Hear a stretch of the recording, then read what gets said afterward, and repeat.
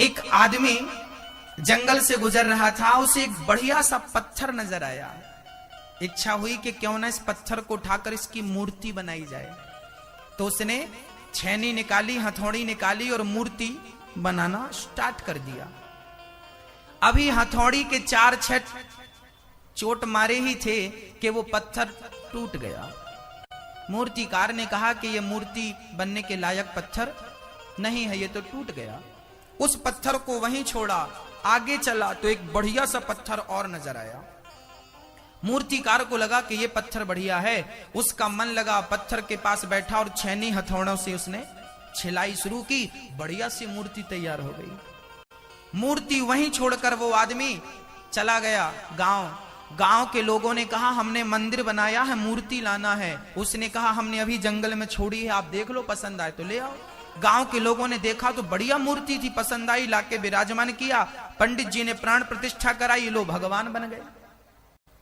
और जो मूर्ति टूट गई थी, जो पत्थर टूट गया था, उसको मंदिर के बाहर गाड़ दिया नारियल तोड़ने के लिए।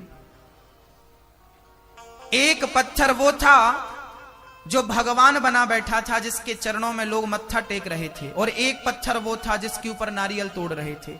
एक दिन उस पत्थर ने उस पत्थर से कहा कि यार पत्थर तू भी है, पत्थर मैं भी हूं, तेरे ऊपर दूध चढ़ाते हैं, तेरे ऊपर जल चढ़ाते हैं, तुझे प्रणाम करते हैं और मेरे ऊपर नारियल तोड़ तोड़ के चले जाते हैं।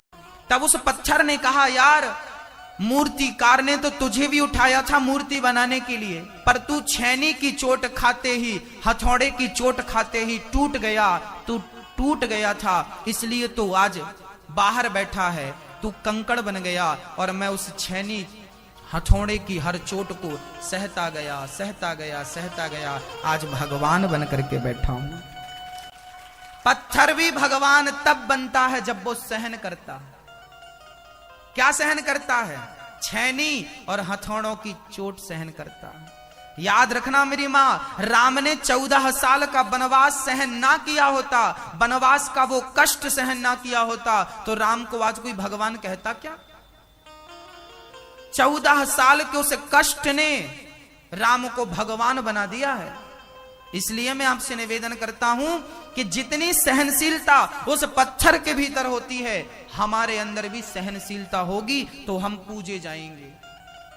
इंसान ही रहता है, पर सहनशीलता धारण करके वो इंसान देवता बन जाया करता है, भगवान बन जाया करता है। राम जब प्रकट भय तब इंसान थे, पर वनवास का वो कष्ट सहकर भगवान बन गए। मर्यादा पुरुषोत्तम भगवान।